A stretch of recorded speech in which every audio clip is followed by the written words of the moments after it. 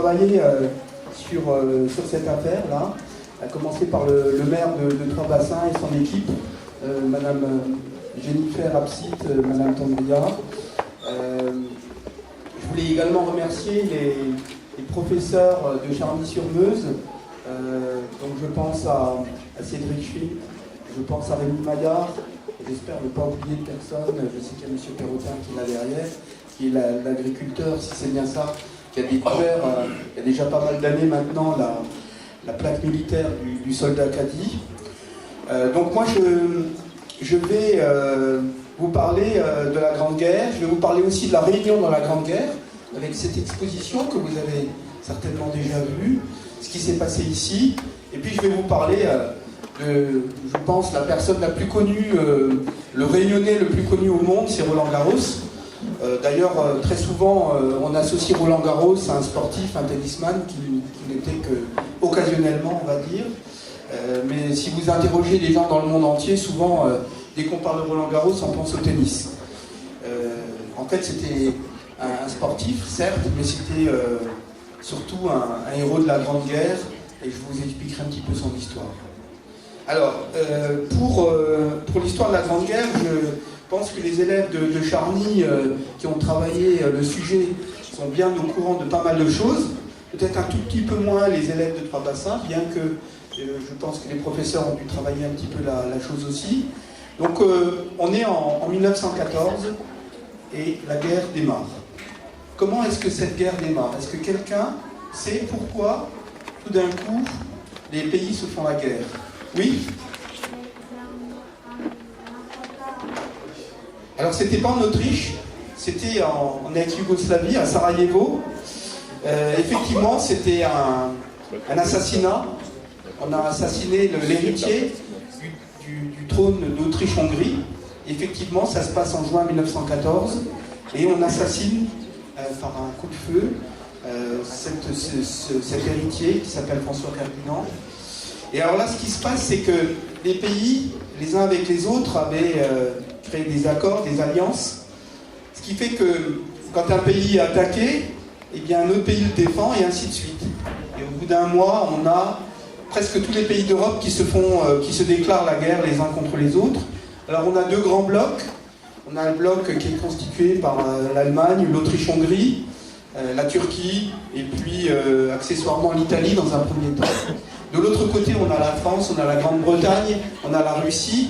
Donc on a des gros blocs comme ça qui s'affrontent. Et la guerre démarre. Alors, ça démarre en réalité en août 1914, réellement. Et à La Réunion, en fait, la nouvelle arrive presque 48 heures après la déclaration de guerre. Pourquoi est-ce qu'à La Réunion, on apprend seulement la déclaration de guerre 2 jours après? Est-ce que oui? Pardon? Alors comment est-ce que la nouvelle elle est transportée? C'est ça que je voudrais savoir. Comment c'est transporté? Est-ce que c'est avec Internet? Non, il n'y avait pas Internet à l'époque. Est-ce que c'était un avion qui amenait la nouvelle? Non plus? Alors? Non plus? Pas par bateau? Comment ça arrive la nouvelle là? Oui? Non? Pas par papier? Alors je vais vous aider un petit peu. Vous avez tous lu Lucky Luke, non? Vous connaissez Lucky Luke dans les bandes dessinées? Qu'est-ce qu'ils utilisent comme moyen de communication dans Lucky Luke? Oui? On écrit avec quoi?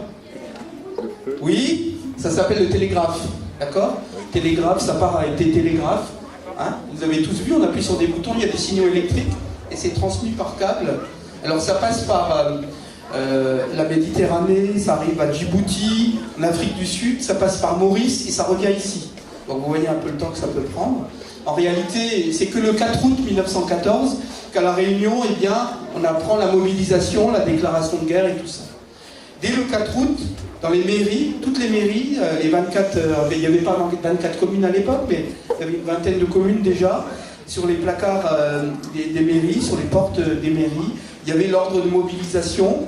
L'ordre de mobilisation, ça veut dire qu'on demande à tous les jeunes d'une vingtaine d'années de se présenter donc pour ce qu'on appelle la révision, hein, la révision médicale, pour voir s'ils sont aptes ou pas à partir à la guerre. Voilà.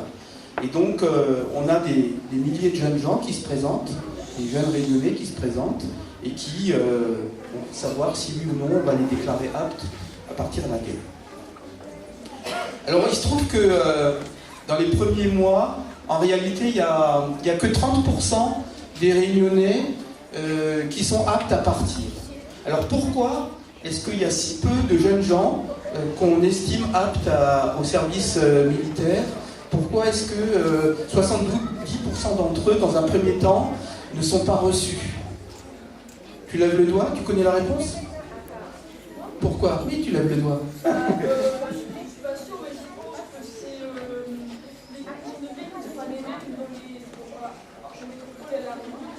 Oui. Alors c'est pas une question de formation. Mais il y a du vrai, mais c'est pas une question de formation, c'est une question d'aptitude physique. Alors, aptitude physique, ça veut dire que les jeunes Réunionnais sont plus petits que la moyenne européenne, on va dire. Ils souffrent de malnutrition pour certains, donc pas bien nourris. Quelquefois, il y a des problèmes liés à l'alcoolisme. Il y a des tas de choses comme ça qui font que... On estime qu'il n'y a que 30% des Réunionnais qui sont aptes, au moins dans les premiers mois, à partir donc à la guerre. Alors, au fil des 4 ans, on l'a dit dans la chanson tout à l'heure, j'ai bien entendu le chanteur qui disait 14 355 Réunionnais qui, au cours des 4 ans, sont mobilisés, recrutés pour partir donc, sur les différents fronts. En réalité, tous ne partent pas au front. Il y en a 4000 d'entre eux qui vont rester bloqués sur Madagascar. Alors, il y a une carte derrière moi. Alors là, il y a des petites flèches. Ici, vous avez la Réunion, hein, vous connaissez quand même la carte. À côté, il y a la grande île qui est Madagascar. Et 4000 Réunionnais, à peu près, en fait, vont rester pendant toute la durée de la guerre sur Madagascar. Pourquoi est-ce qu'ils partent sur Madagascar et pourquoi est-ce qu'ils ne rejoignent pas les fronts du nord-est de la France et puis les Dardanelles? Alors, les Dardanelles, c'est ici, c'est l'actuelle Turquie. Et puis, vous avez les fronts du nord-est de la France. Hein, on a parlé de Verdun, on a parlé également du front de la Somme. Donc, c'était une ligne qui était longue de plusieurs centaines de kilomètres.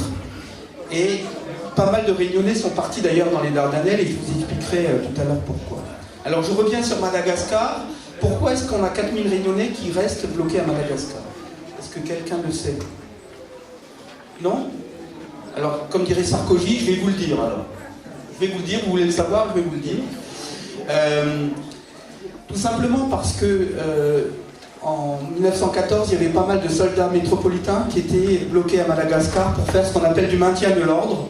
Ils étaient là pour maintenir une certaine paix sociale à Madagascar. Il y avait pas mal de luttes entre différentes tribus de Madagascar, entre les tribus et puis l'armée française. Et donc il fallait du monde pour maintenir l'ordre.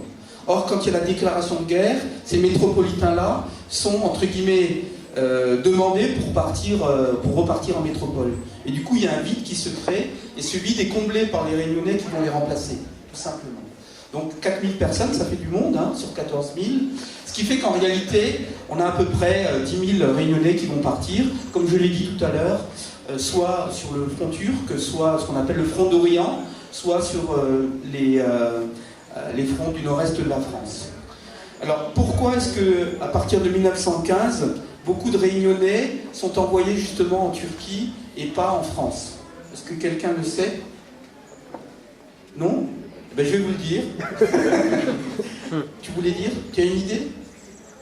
Non, c'est pas parce que c'est plus près, non. C'est lié au climat en fait.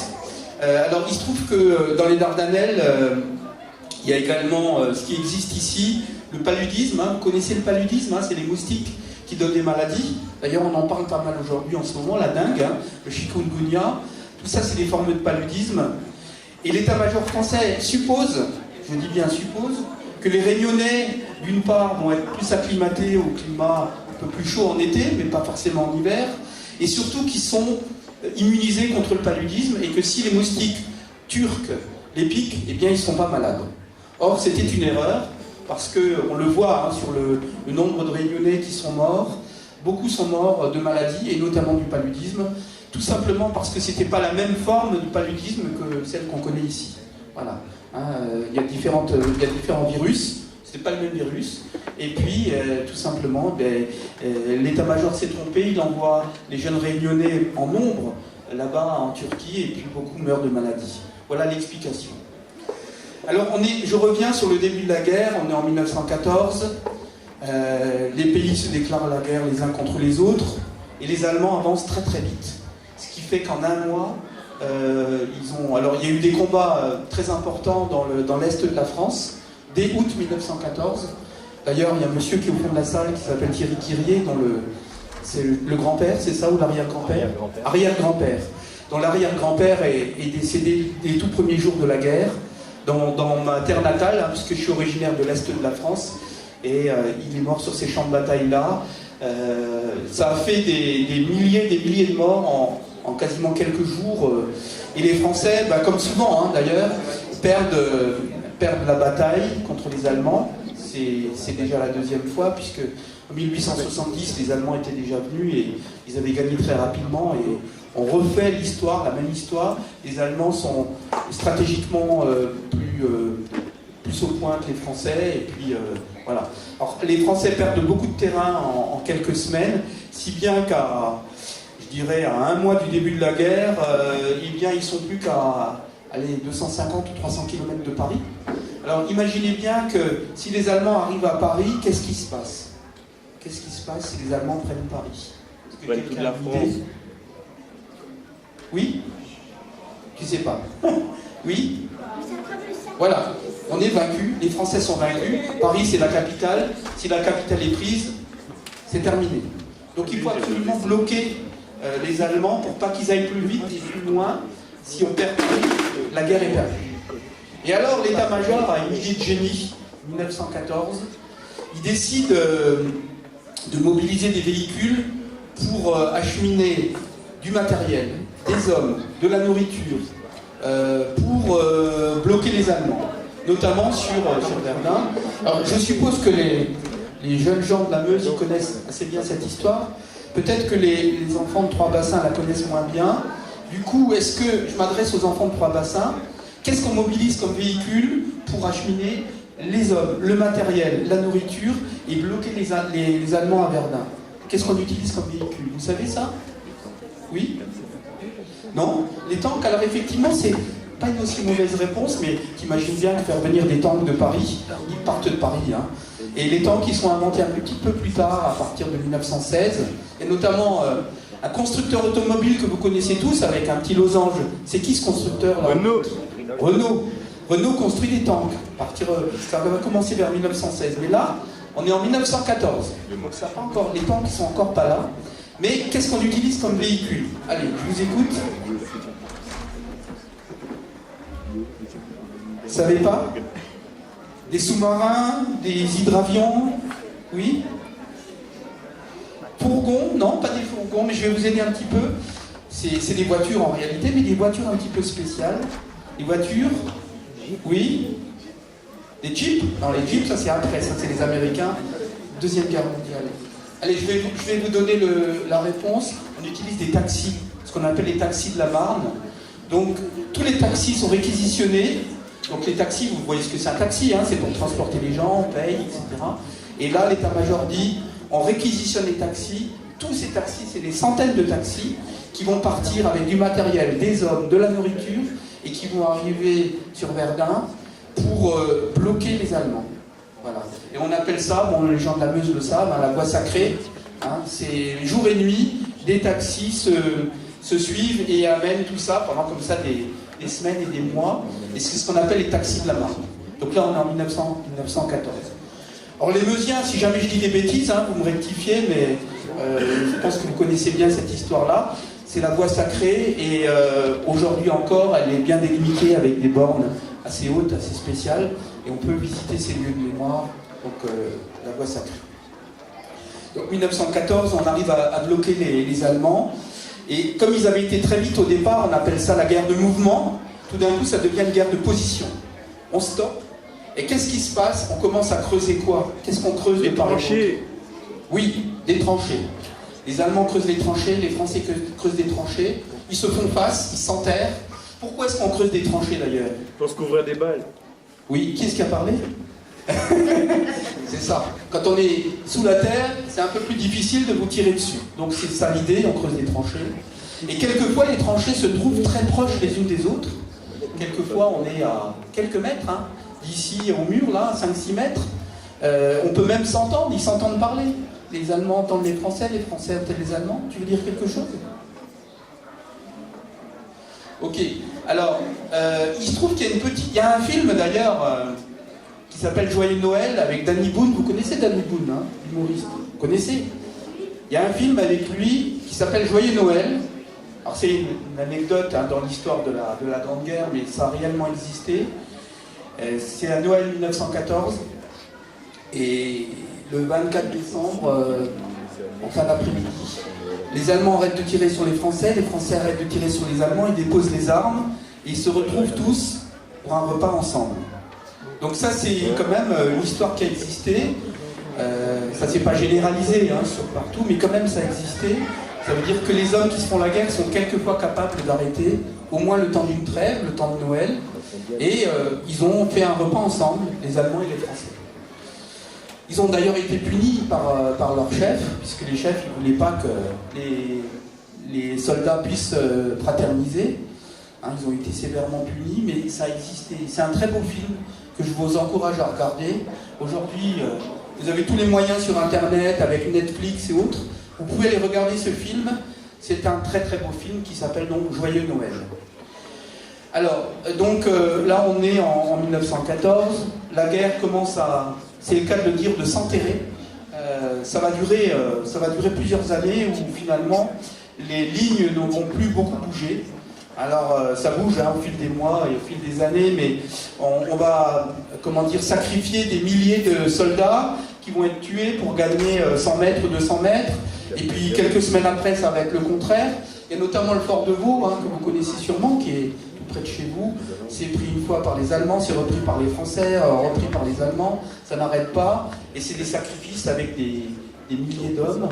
Alors la bataille de Verdun, puisque nos amis de Verdun le savent, hein, ça s'étale à partir de 1916 jusqu'à fin 1917, hein, quelque chose comme ça, si je ne me trompe pas. Et ça s'étale à peu près sur 2 ans, hein, grosso modo, mais le gros des batailles, c'est entre février 1916 et puis novembre ou décembre 1916, c'est à peu près ça. Ça fait quand même 700 000 victimes, hein, blessés et tués de part et d'autre.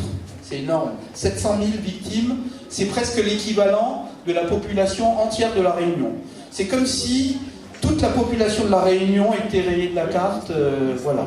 Alors ça fait du monde, hein. Toute la Réunion, c'est des gens qui sont soit blessés, soit tués. Toutes les personnes de la Réunion se retrouvent anéanties. Et c'est ce qui se passe à Verdun. Donc c'est la bataille la plus célèbre hein, de la Première Guerre mondiale. Dans la réalité, il y a eu d'autres batailles, hein, la Somme, qui a fait encore plus de victimes, mais Verdun reste un symbole, puisque c'est à Verdun, en fait, que les troupes allemandes sont arrêtées, et ça reste la bataille la plus connue de toute la Première Guerre mondiale. Alors, on parlait le jeune homme, il me parlait des tanks, là, tout à l'heure. Donc ça, c'est des nouvelles armes, les tanks.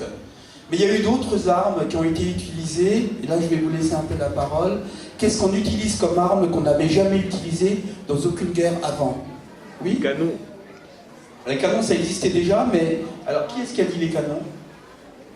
Encore? Alors, je vais vous laisser la parole. Hein. Les canons, oui, mais alors, on les agrandit. Il y a notamment un canon allemand qui s'appelle la Grosse Bertha. Les obus faisaient 1 mètre de diamètre. Hein. Ça tirait jusqu'à 120 km. 120 km. Ça veut dire que quand vous êtes à Trois-Bassins, vous allez jusque derrière Saint-Joseph, là, par là. Saint-Joseph, même au-delà. Vous imaginez un canon qui peut tirer plus loin que Saint-Joseph? C'est fou, ça. Et il était tellement lourd, ce canon, qu'on était obligé de le poser sur des rails, parce que sinon il s'enfonçait dans la terre. Tellement il était lourd, c'était des dizaines et des dizaines de tonnes. Voilà, ça s'appelle la Grosse Bertha, c'est un canon allemand. Donc les canons, effectivement, mais quoi d'autre?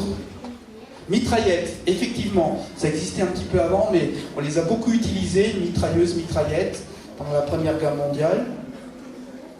Les fusils. Fusillades. Les fusils, oui, bien sûr, les fusils existaient avant, on les a perfectionnés. D'ailleurs, les fusils français n'étaient pas si mauvais à l'époque. Hein. Voilà, quoi d'autre? Qu'est-ce qu'on utilise comme nouvelles armes? Oui, alors ça c'est une bonne réponse. Très bonne réponse. On commence à utiliser les avions. J'en parlerai tout à l'heure avec Roland Garros. Les avions deviennent une arme. Ça n'a pas été tout à fait le cas au début de la guerre en 1914. Les avions étaient plutôt utilisés comme des outils de reconnaissance. On survolait les lignes, on regardait, on prenait quelques photos. Mais ça n'a pas été utilisé au départ tout à fait comme une arme. D'ailleurs, l'état-major français n'y croyait pas. Ils étaient encore, certains officiers de l'état-major français étaient encore avec les chevaux, la cavalerie. Vous voyez un peu, entre qu'on propose comme nouvelle technologie les avions, et eux, ils étaient sur des déplacements avec des chevaux. Vous voyez, dans l'état d'esprit. Et Roland Garros avait déjà, dès le départ, dès 1914, dit on doit utiliser les avions comme une arme. Ça a été le cas après. Hein. Les avions, la flotte, que ce soit du côté allemand, du côté français ou du côté anglais, a été multipliée par 100 entre les premiers avions du début et à la fin de la guerre. Alors ça, c'est une très bonne réponse pour le jeune homme. En dehors des avions, qu'est-ce qu'on utilise? Les bateaux. Alors il y a, d'accord, ça existait déjà les bateaux. Mais il y a des bateaux très spéciaux qui vont sous l'eau, comme on les appelle ça. Voilà. Ça, c'est la première guerre, on utilise des sous-marins. Alors, d'ailleurs, vous le savez tous, ici, on est sur une île. Et ce qui s'est passé ici à La Réunion, c'est qu'il y avait des sous-marins allemands qui, patrouillaient tout autour de l'île et créaient ce qu'on appelle un blocus. Un blocus, ça veut dire qu'on bloque l'arrivée des marchandises. Ce qui fait qu'à La Réunion, il y a beaucoup de marchandises qui n'arrivaient plus. Ça veut dire que les Réunionnais devaient se débrouiller un petit peu tout seuls pour manger. Alors, c'est encore le cas aujourd'hui, mais un petit peu moins. Quelle est la culture à La Réunion qui est la plus développée? Qu'est-ce qu'on cultive le plus? La canne à sucre. Canne à sucre. C'est toujours le cas aujourd'hui, ça l'était encore davantage en 1914. Est-ce qu'on peut se nourrir de sucre toute la journée? Non. Voilà. Le sucre, bien sûr, on s'en sert, hein, mais on ne peut pas manger que du sucre. On est d'accord.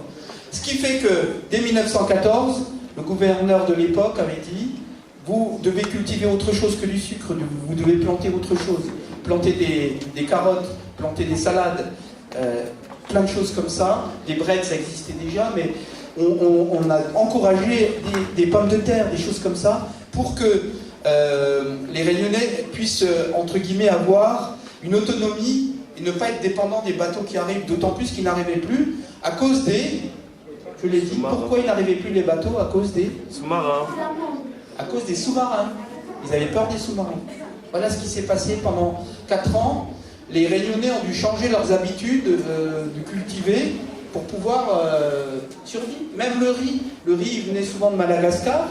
Il n'y a pas beaucoup de rizières ici à La Réunion. Hein. Ça venait de Madagascar, le riz essentiellement. Mais les bateaux n'arrivaient pas non plus, puisque les sous-marins allemands et tout. Ce qui fait que même le riz n'arrivait plus ou difficilement. Voilà ce qui s'est passé. Alors, on a dit les avions, on a dit les sous-marins, on a dit les tanks, les mitrailleuses, les gros canons. Quoi d'autre? Les explosifs. Oui, explosifs, et puis aussi quelque chose qu'on respire et qui est très nocif. Les gaz. Hein, les gaz, ça c'était la première fois où on utilisait les gaz. D'ailleurs, qu'est-ce qu'on utilise pour se protéger des gaz? Les masques. Masques à gaz. Alors les masques à gaz, il y en avait pour les hommes, mais il y en avait aussi pour les animaux. Alors, il y avait des masques à gaz pour les chevaux, et les masques à gaz pour les chiens, les animaux qui accompagnaient les soldats. Donc ça existait aussi. Vous imaginez un cheval avec un masque à gaz? Ça existait. Voilà. Et il y a des Réunionnais qui sont morts soit sur le coup, soit plusieurs années après avoir respiré ces gaz asphyxiants. On appelle ça le gaz moutarde, hein, du côté français. Gaz moutarde, mais c'était à peu près les mêmes du côté allemand. C'est une mort horrible, hein, parce qu'en fait, on n'arrive plus à respirer, on étouffe. Et il y a pas mal de Réunionnais comme ça qui sont décédés même plusieurs années après la guerre. C'est ce qu'on fait de plus atroce, hein, c'est une mort très lente. Il vaut mieux quelquefois mourir avec une balle dans la tête que de mourir à cause des gaz. C'est une mort très, très compliquée. Alors, il y avait aussi les lance-flammes, la première fois qu'on utilisait ces armes-là. Voilà.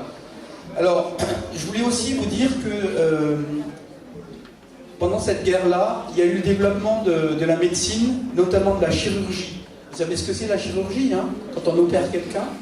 Alors, On revient à Verdun 1916. Les premiers mutilés reviennent. Mutilés, ça veut dire qu'ils ont perdu un bras, une jambe, un œil. Ils ont la tête complètement défoncée pour certains. Comment est-ce qu'on appelle ces soldats qui reviennent mutilés? Les gueules cassées. Les gueules cassées. Exactement. Bon, c'est pas un gros mot, hein. Gueules cassées. Et on doit les opérer. Donc on leur coupe les jambes, on leur coupe le bras, on essaie de mettre des attelles en bois pour des jambes artificielles, des bras artificiels, des choses comme ça. La chirurgie fait beaucoup de progrès, par le nombre aussi. Il y a beaucoup de soldats qui sont mutilés et les chirurgiens font beaucoup de progrès. Alors il y a aussi quelque chose dont je voulais parler, c'est le rôle des femmes pendant la Grande Guerre. Les femmes ont eu un rôle très important et pourquoi est-ce que les femmes ont apporté un rôle important pendant cette guerre-là? Elles faisaient des munitions. Pardon? Elles faisaient des munitions. Oui. C'est le monsieur qui parle au fond là? D'accord. Les munitions dans les usines. Pourquoi c'est les femmes qui faisaient les munitions en fait? Parce que les hommes étaient au combat. Parce que? Oui, les femmes sont dans la guerre, mais pourquoi c'est pas les hommes qui fabriquent les munitions? Parce qu'ils sont au combat. Voilà. Alors c'est parce que les hommes sont au combat, du coup pour fabriquer les munitions, c'est les femmes qui les remplacent. C'est tout à fait exact. Elles les remplacent pas seulement d'ailleurs pour les munitions, elles les remplacent aussi pour les travaux dans les champs. Les laboureurs, c'est plus les hommes, c'est les femmes qui labourent à leur place. Et donc elles ont un rôle très actif, les femmes, pendant cette grande guerre. Il y a eu c'est le début. Le droit de vote des femmes en France, c'est seulement en 1945.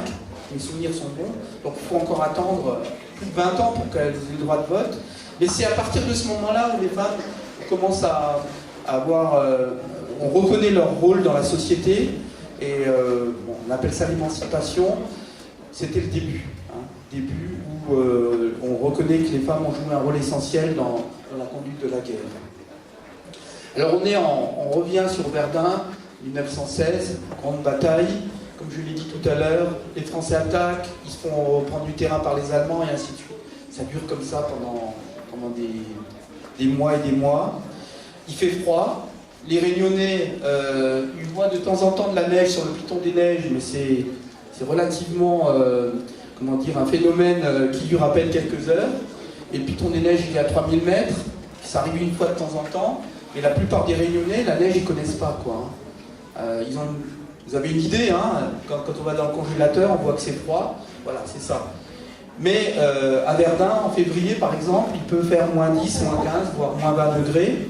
Et les Réunionnais supportent mal ce froid-là, ne connaissent pas ça, le froid. Hein. Et beaucoup meurent de maladies. D'ailleurs, la moitié des Réunionnais qui sont morts de maladies. Voilà. C'est même pas tellement les balles qui les ont tués, mais plus le froid, beaucoup de problèmes pulmonaires, etc.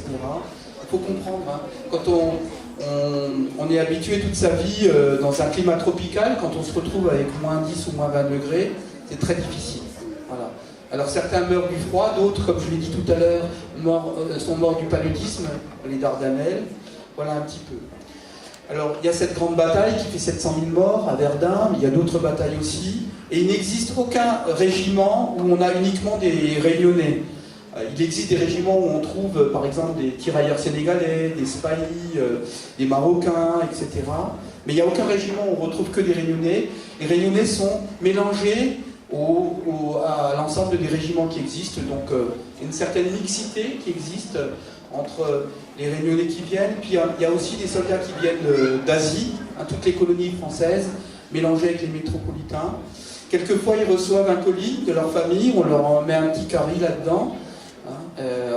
Ça met du temps. Un bateau, par exemple, pour aller de la Réunion jusqu'à Marseille, combien de temps ça met? Combien de temps on met pour un bateau? Oui? Oh, 10 heures, c'est un avion, ça. Hein. Aujourd'hui, c'est 11 heures, un avion. Imagine un bateau, ça va quand même beaucoup plus doucement. Alors, c'est pas 10 heures, c'est combien? Un bateau? 2 heures? 2 mois. 22 heures? Oh, beaucoup plus que ça. Oui? Plus que ça. 2 mois. Qui a dit 2 mois? Alors, c'est un petit peu moins, c'est 1 mois à peu près. On passe par, ici, canal de Suez.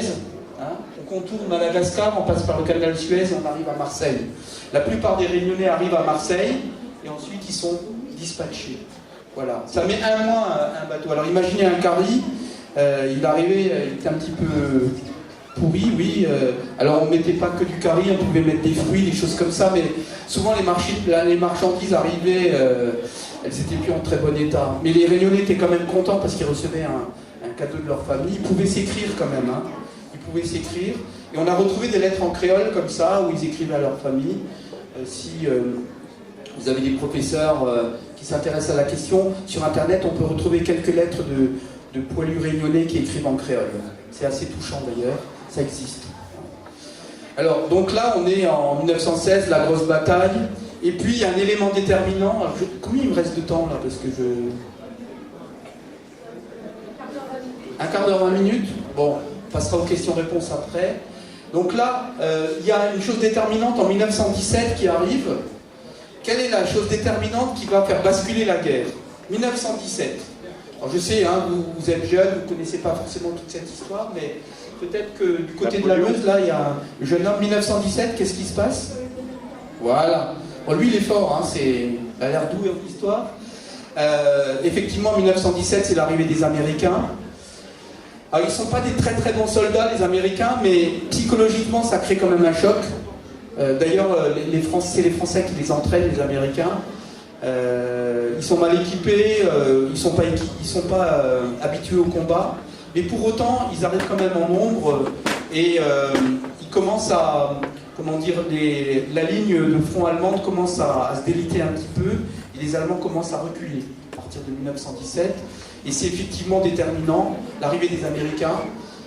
D'ailleurs, ils sont arrivés donc, sur les côtes atlantiques, hein, ils sont passés ensuite, ils sont arrivés, il y a d'ailleurs des cimetières américains hein, dans la Meuse, avec des milliers de tombes. Il faut leur rendre hommage, hein, ces jeunes gens de 20 ans qui finalement ont défendu une terre qui n'était pas la leur, c'est pas chez eux, mais ils sont venus nous défendre. Voilà.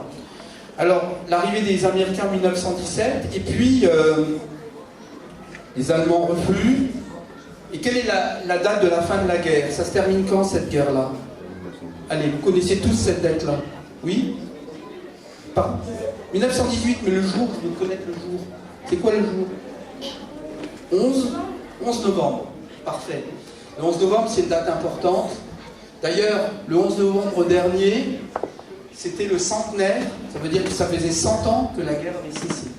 Il y a eu dans toutes les communes de France beaucoup d'événements, beaucoup de cérémonies pour célébrer cette fin de guerre, qui a quand même, je le rappelle, fait 20 millions de morts à l'échelle de la planète. 20 millions de morts, vous imaginez? 20 millions de morts, c'est pratiquement 22 ou 23 fois la population de la Réunion, c'est énorme. Donc voilà, alors la fin de la guerre, c'est le 11 novembre 1918. On signe un armistice, un traité pour dire que la guerre se termine. 11 novembre 1918 à 11h. Et dans quel endroit on signe cet armistice-là? Vous avez déjà vu ça à la télé, non? Des images? Il y a un endroit très spécial, dans un wagon, à côté de Paris, à Retonde, hein, c'est au nord de Paris, près de Compiègne. Dans un wagon, les officiers allemands se retrouvent avec les officiers français, américains, anglais, et on signe un armistice pour faire cesser les combats. Voilà. Donc 11 novembre 1918, c'est la fin de la guerre, tout au moins en Europe. Voilà. Ça continue un petit peu ailleurs, mais on va pas déflorer, être trop précis. Il y a encore d'autres endroits où les combats sont pas tout à fait finis, mais en tout cas en France, ça se termine le 11 novembre 1918. Les Réunionnais repartent chez eux. Alors comment est-ce qu'ils repartent, les Réunionnais? Alors qu'est-ce qu'ils utilisent comme moyen pour revenir chez eux? En bateau. Il y a d'ailleurs, si vous regardez là dans l'expo, il y a un gros bateau là, qui s'appelle le Madonna. Alors c'est pas celui-là, c'est celui qui est derrière là-bas. Le Madonna. Alors c'est pas la chanteuse, hein. Vous connaissez Madonna, la chanteuse? C'est le bateau qui s'appelle comme ça, et il revient avec les Réunionnais. Le premier arrive en mars 1919. Pourquoi est-ce qu'ils arrivent seulement en mars 1919, alors que la guerre s'est terminée en novembre 1918? Personne ne sait? Oui? Qui ne sait pas? Oui? Oui, c'est ça. Je vous l'ai dit tout à l'heure, il fallait presque un mois pour revenir, déjà, commencer. Et après, il y a la fin de la guerre, mais faut quand même organiser tout ça. Les soldats doivent rendre leur tenue et tout ça, donc ça prend du temps. Et les premiers soldats arrivent en mars 1919, mais il va se passer une tragédie. Une tragédie, là, en mars 1919.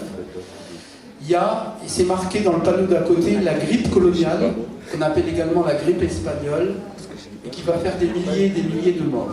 Alors, juste un chiffre, je vous ai dit tout à l'heure, les mobilisés réunionnais, c'était 14 355 exactement, mobilisés réunionnais. Ceux qui ne reviennent pas, c'est 1350. Donc il y a 1350 réunionnais qui ne reviennent jamais. Ils sont morts, tout simplement. Morts ou disparus. Sur les 14 000, hein, on voit que c'est presque 10% des réunionnais qui ne reviennent pas. D'ailleurs, j'ouvre une toute petite parenthèse en disant que on a fait un gros travail de recherche à l'Office des anciens combattants, puisque on avait répertorié à peu près 1000 morts sur les 24 plaques des communes. Et en réalité, il y a eu 1350 disparus. Ça veut dire qu'il y avait 350 soldats réunionnais qui n'avaient jamais été inscrits nulle part, sur aucune plaque, d'aucun monument. Donc on a fait des tableaux qu'on a envoyés dans les mairies. Trois-Bassins en fait partie. D'ailleurs, samedi, il y aura le dévoilement de cette plaque, pour rajouter justement ces soldats qui n'avaient jamais été inscrits. Ici, à Trois-Bassins, il y avait 4 soldats qui n'avaient été inscrits jamais sur aucun monument. Voilà. Donc ces 4-là vont être ajoutés à ceux qui existaient déjà. Et tout ce travail-là a été fait dans actuellement 20 communes sur les 24 ont fait ce travail.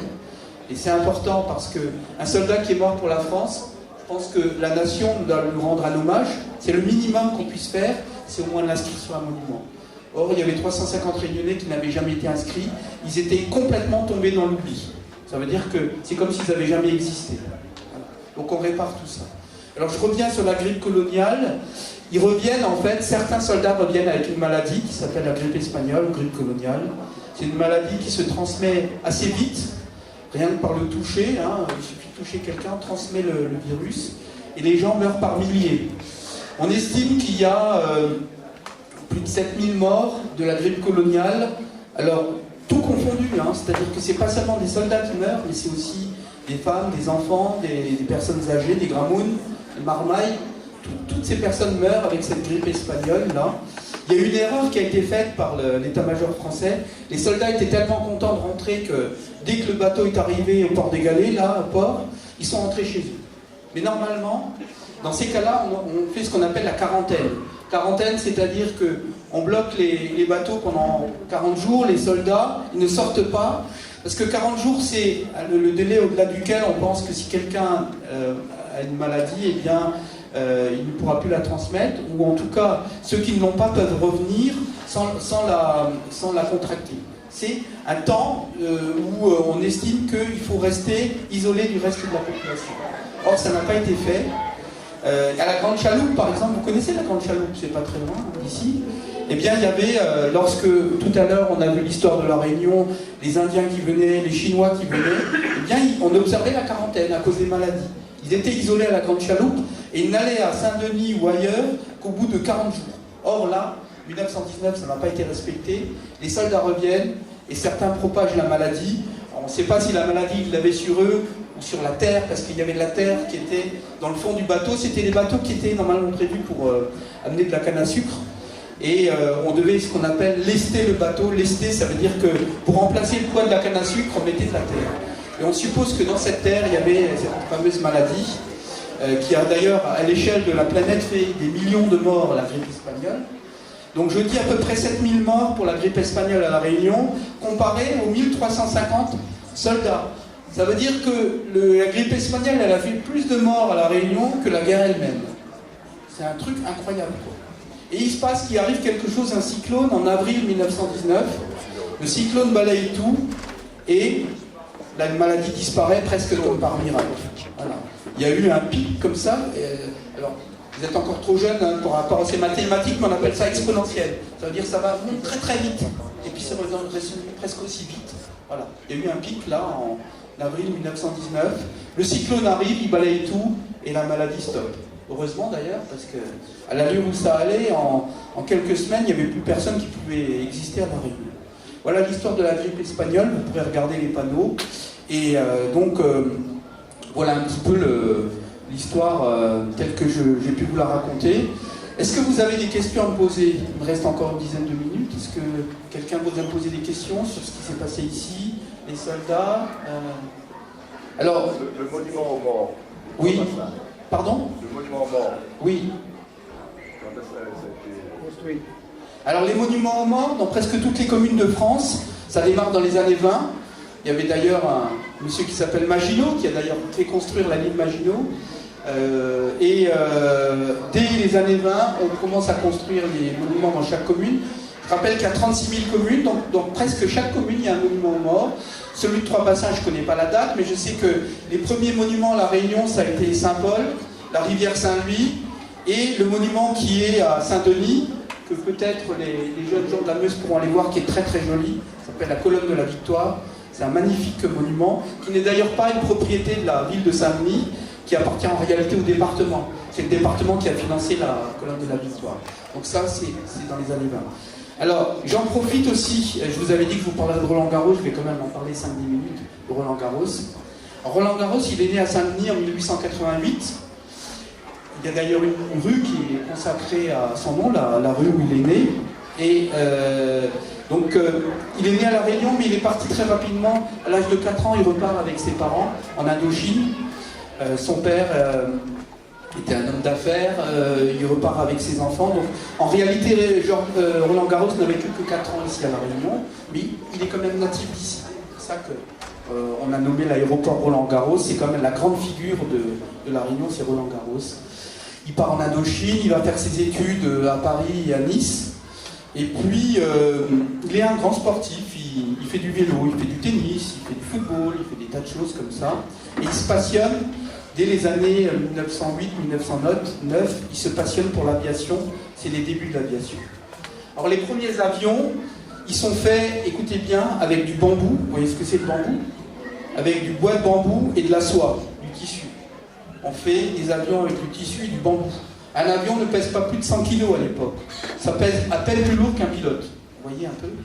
Donc les premiers avions, voilà, au début de l'aviation, début des années 1900, à partir de 1908, 1909, 1910, on a des meetings aériens. Meeting, c'est grand événement, on voit plusieurs avions comme ça. Et Roland Garros se passionne pour ça. Et il veut même arrêter ses études. Son père est furieux parce qu'il lui paye des études. Et Roland Garros, qu'est-ce qu'il veut faire? Il veut devenir aviateur. Bon. Et finalement, le père de Roland Garros lui coupe les vivres, il arrête de le financer, il dit bah, si c'est comme ça, je te paye plus tes études. Mais Roland Garros, il a de la ressource, il a des amis, et il a notamment des amis qui sont un petit peu riches et qui lui payent ses premiers avions, et il commence à être aviateur lui-même. Il fait plusieurs meetings, il a fait un certain nombre de performances dans l'aviation, et il a notamment traversé une mer sans escale, c'est-à-dire sans s'arrêter. Quelle est la mer qu'il a pu traverser en 1913? Est-ce que quelqu'un sait ça? Oui? Ah non, le Pacifique c'est un océan. Le Pacifique c'est plusieurs milliers de kilomètres. C'est plus petit là que le Pacifique, oui? Non, la Manche, alors c'est déjà mieux, puisque la Manche c'est une mer qui est assez courte, hein, qui sépare l'Angleterre de la France. Oui? Oui, très bien. Là, tu as 10 sur 10, là, mer Méditerranée. Donc, il traverse la mer Méditerranée, on le voit ici, là. C'est la mer qui sépare la France de l'Afrique. Il passe au-dessus de la Corse, il passe au-dessus de la Sardaigne, sans escale, il ne s'arrête pas. Et puis, à quelques dizaines de kilomètres de la Tunisie, puisqu'il va atterrir à Bizerte, en Tunisie, il a une panne mécanique, le moteur commence à donner des signes de faiblesse. Heureusement, il est très haut dans l'atmosphère, on va dire, et il arrive quand même à atterrir, mais il a eu chaud. Il faut comprendre qu'à l'époque, l'aviation, les aviateurs, c'était un métier très dangereux. Quand ils décollaient, c'était bien, mais ils n'étaient jamais sûrs de revenir vivants, hein, parce qu'aujourd'hui, les avions, il existe encore des catastrophes aériennes, mais quand même, les avions sont révisés, tout est bien cadré, l'électronique, les mécaniciens. À l'époque, le mécanicien, c'était le pilote lui-même, hein, donc, et puis s'il y avait une panne avec un moteur, souvent c'était la mort au rendez-vous. Et donc, il arrive à Bizerte en Tunisie, et là, qu'est-ce qu'il rencontre? Il rencontre des Tunisiens qui pensent que c'est un extraterrestre qui arrive. Imaginez, on est en 1913, un avion, ils n'ont jamais vu ça de leur vie. Ils voyaient quelque chose qui arrive du ciel comme ça. Ils ont cru que c'était un ovni, quoi. Ils ont cru que c'était un extraterrestre. Et non, c'était Roland Garros. Alors il a été applaudi, c'était des éleveurs de chèvres et de moutons. Pour eux, c'était hyper surprenant de voir ça. Et c'était un exploit. Traversée de la Méditerranée, 1913, Roland Garros. Il a fait d'autres exploits. Il a fait des records de hauteur. Il est monté jusqu'à 5000 mètres. À l'époque, 5000 mètres, vous imaginez, c'est plus haut que le Piton des Neiges, avec des petits avions. Et voilà. Alors Roland Garros, au début de la guerre, comme je l'ai dit, il a dit à l'état-major, il faut qu'on construise des avions, il faut qu'on s'en serve comme d'une arme, etc. Il a été assez peu entendu au départ. Ça a changé après. Au départ, il était peu entendu par l'état-major. Et alors, imaginez au début, quand ils ont commencé à utiliser des armes, vous aviez le pilote qui avait des grenades et qui balançait les grenades comme ça par-dessus le cockpit. Là. Vous voyez, c'était complètement artisanal. Et ils ont perfectionné un certain nombre de choses. Donc Roland Garros, il a été notamment l'inventeur du tir avec un seul pilote à travers l'hélice du moteur. D'accord ? À travers l'hélice de l'avion. On appelle ça l'avion de chasse. C'est lui qui a inventé ça. Parce qu'au début, je vous explique, dans les années 1914-1915, dans un avion, il y avait deux pilotes. Il y en avait un qui pilotait, et puis l'autre qui avait la mitrailleuse qui était au-dessus, et puis qui tirait avec la mitrailleuse. Mais comme je vous ai dit, les avions étaient très légers, presque le poids des pilotes, c'était presque supérieur au poids de l'avion lui-même. Et c'était compliqué. Et du coup, quand l'avion était alourdi par les deux personnes, Roland Garros s'est dit, si on utilisait une seule personne, on abaisserait le poids de l'avion, il serait plus maniable, il serait plus facile. Et il a inventé ce système de tir à travers l'hélice. Le problème, c'est que l'hélice, elle était faite en quel matériau? En bois, exact. Et quand vous avez les balles qui passent, alors il y en a qui passent à travers les hélices, mais il y en a d'autres qui tapent dans l'hélice. Imaginez ça plusieurs centaines de fois. Qu'est-ce qui se passe si l'hélice elle est endommagée par les balles? Qu'est-ce qui se passe? Elle va arrêter de tourner. Voilà, elle va arrêter de tourner et l'avion il va faire quoi? Il va se cracher. Alors Roland Garros il a inventé un système de protection des hélices avec un alliage en bronze, en cuivre, pour protéger justement l'hélice avec des déflecteurs qui envoyaient les balles de côté, etc. Et c'était quand même pas tellement au point. Et en 1915, Roland Garros est entre guillemets descendu par les Allemands. Ça se passe en Belgique si mes souvenirs sont bons. Et les Allemands font prisonnier Roland Garros et s'aperçoivent qu'il y a ce système qu'ils ne connaissaient pas, donc système de tir avec la mitrailleuse à travers l'hélice là. Et ils vont recopier ce système, même le perfectionner. Il y a un Hollandais qui s'appelle Fokker, qui travaillait pour le compte des Allemands, qui a perfectionné ce système. Je ne veux pas trop rentrer dans le détail, vous faire de la mécanique, mais il a synchronisé en fait le moteur avec le tir de l'hélice, si bien que les balles ne pouvaient pas toucher les hélices. Vous voyez l'hélice, quand elle arrive, la mitrailleuse s'arrête, et quand elle descend un petit peu, la mitrailleuse repart, et c'était comme ça, sans arrêt. On arrêtait, on redémarrait, on arrêtait, on redémarrait, mais ça va très très vite. Les Allemands ont perfectionné le système de Roland Garros. Alors en quelques mots, parce que je crois qu'il ne me reste plus trop de temps, il me reste 5 minutes je crois, 5 minutes. Roland Garros s'est fait prisonnier et il essaye plusieurs fois de s'évader d'Allemagne. Il a fait 4 ou 5 tentatives comme ça d'évasion, à chaque fois ça a échoué. Et il réussit quand même, en 1917, à s'évader. Et vous savez comment il a réussi à s'évader, Roland Garros? Quelqu'un sait ça? Alors il se déguise, il arrive à fabriquer avec un ami les habits, les tenues militaires des officiers allemands, et il se déguise en officier allemand. Vous imaginez le travail? Et il réussit à sortir de la prison par la grande porte en faisant croire qu'il était un officier allemand. Avec un autre monsieur qui s'appelait Marshall, monsieur Marshall, qui lui parlait parfaitement allemand, parce que Roland Garros il parlait pas très bien allemand, mais son ami qui était lorrain d'origine, de Nancy, parlait parfaitement l'allemand, sans accent, si bien qu'ils ont réussi à sortir de la prison par la grande porte, et c'est des soldats qui leur ont ouvert la porte. Voilà l'histoire de Roland Garros. Ils ont réussi à fuir en prenant le train, en regagnant la Belgique et les Pays-Bas, et il arrive à retourner sur Paris, la France, et il se réengage à nouveau, parce que ce que j'ai oublié de dire, c'est qu'au début de la guerre, Roland Garros avait plus de 25 ans, et il n'était pas obligé d'être mobilisé, puisque c'était plutôt des jeunes de 20 ans qui étaient mobilisés, et lui, il s'est porté volontaire. Il voulait absolument participer à l'effort de guerre, et il s'est porté volontaire. Et il a demandé à ce que l'état-major français prenne en compte l'aviation. Il a réussi en partie. puisqu'à la fin de la guerre, il y avait 20 fois plus d'avions qu'au départ, il faut bien le comprendre. Et surtout, les avions n'avaient pas les mêmes performances techniques. Au début, un avion, ça allait à peine plus vite qu'une mobilette. Hein. Une mobilette, quand on trafique un peu le carburateur, on arrive à faire 80 km/h, 90 km/h. C'était à peu près la vitesse d'un avion de l'époque.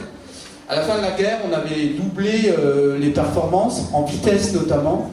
Les avions allaient beaucoup plus vite que les premiers avions. Et donc, je reviens sur Roland Garros qui s'est évadé, qui se porte volontaire à nouveau. Et il est obligé de s'entraîner parce que entre les avions du début de la guerre et les avions de la fin de la guerre, c'est plus les mêmes. Et il doit réapprendre, entre guillemets, à piloter avec ces nouveaux avions. Il réapprend à piloter. Et malheureusement, quelques semaines avant la fin de la guerre, puisque je rappelle que la fin de la guerre, on l'a dit. Alors on va voir si le jeune homme il a suivi là, jeune homme. Ah oui. C'est quand la fin de la guerre? Tu te rappelles plus? Oui, 1000? Après? Oui, quel jour? Et il sait plus. Allez, vas-y. Vas-y, c'est toi. 11 novembre 1918. Et Roland Garros, il est mort, si mes souvenirs sont bons, le 30 octobre 1918. Je crois que c'était le 30 octobre. Il est né, non pas le 30, il est né le 5 octobre. Je crois qu'il est né la veille il est mort la veille de ses 30 ans. Donc ça devait être début octobre. Il est décédé, il a été descendu donc par les Allemands à Vouziers dans les Ardennes. D'ailleurs, voilà, ça c'est un scoop, ça c'est pour finir. Nos amis meusiens nous ont ramené de la terre.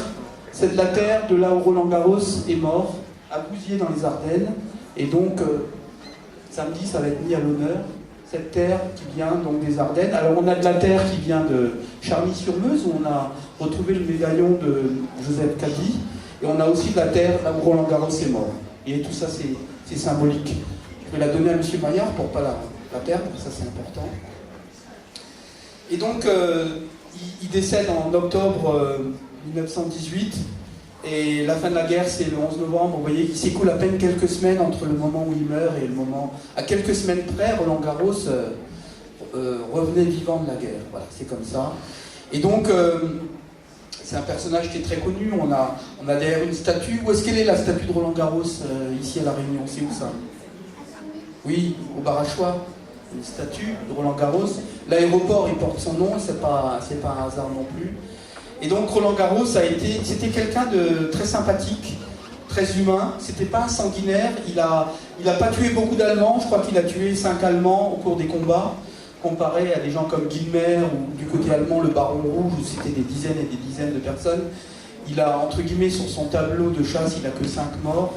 Bon, c'est toujours 5 de trop, hein, mais c'était la guerre. Hein. C'était pas quelqu'un qui était fait pour la guerre. C'était plutôt un humaniste. Alors, il se trouve que avant la guerre, les aviateurs allemands, les aviateurs français, c'était des dalons, c'était des copains. Il se trouve qu'avec la guerre, eh bien, ils deviennent des ennemis. Mais après la guerre, ils se retrouvent à nouveau. Sauf que Roland Garros, il n'est plus celui. Alors, il nous reste quelques minutes. Est-ce que vous auriez encore une ou deux questions à me poser avant qu'on... Oui. Oui.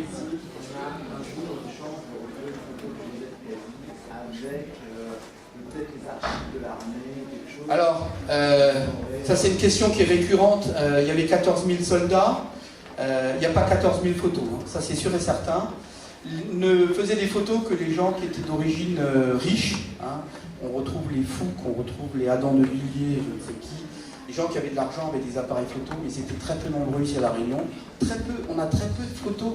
Et quelques photos qu'on a là, les bateaux, là, tout ça, le cimetière, c'est très rare en fait. Là, je m'adresse à l'ancienne directrice des archives municipales. On a quelques photos, mais elles sont quand même relativement rares. Et j'ai un gros doute sur le fait qu'on puisse trouver une photo du soldat Cady, parce que à partir de la Seconde Guerre mondiale, bon, la plupart des soldats sont répertoriés, on les prend en photo systématiquement. C'était pas le cas pour la Première Guerre mondiale.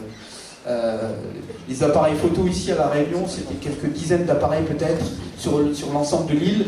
En 1914, il y avait à peu près 170 000 habitants sur l'île, et il y avait quelques dizaines d'appareils, enfin je n'ai pas fait de recensement, mais j'imagine que c'est à peu près ça. Donc retrouver une photo du soldat Cady, ça relève un peu du miracle, hein. Mais pourquoi pas, on peut toujours espérer. Alors, ce que je sais, c'est que le soldat Caddy, en regardant sa fiche signalétique, était tout petit, il faisait 1m59. Hein, on a dit tout à l'heure dans la chanson qu'il avait perdu son papa quand il avait 2 ans, il a perdu sa maman quand il avait 4 ans. Voilà, donc pas de chance. Hein. Et faisait partie de ces nombreux Réunionnais qui, quelquefois, avaient peu d'instruction, ils n'allaient pas à l'école très longtemps, etc. Et voilà, pour eux, c'était un autre monde hein, que d'arriver en France, notamment au niveau des combats. Pour eux, c'était... Déjà, pour les gens natifs, les combats, c'est horrible, mais pour un Réunionnais qui arrive là, c'est de la science-fiction, quoi. C'est de la science-fiction. Et les troupes d'Asie ou d'Afrique, c'est la même chose. Hein. C'était l'univers complètement inconnu pour eux. Est-ce que vous auriez encore une ou deux questions à poser avant qu'on s'arrête? J'étais assez complet, vous êtes intéressé? Bon, bah super alors. Alors moi, ce que je voulais juste dire pour finir, je remercie les personnes qui avaient organisé, mais surtout ce que je trouve génial là aujourd'hui, c'est qu'il y a un mélange entre les jeunes de Trois-Bassins, ceux qui viennent de Charny, vous allez apprendre à vous connaître, vous allez faire des balades et des choses ensemble, des ateliers. Et moi je trouve ça génial. Les enfants de Trois-Bassins qui ont fait belle interprétation tout à l'heure de l'histoire de la Réunion, c'était vraiment superbe, les chants. Et puis, je pense que les élèves de Charny vous apporteront aussi. C'est le mélange et puis l'échange qui va être, je dirais, instructif pour tout le monde. Voilà, je vous remercie pour votre attention et puis bon repas tout à l'heure.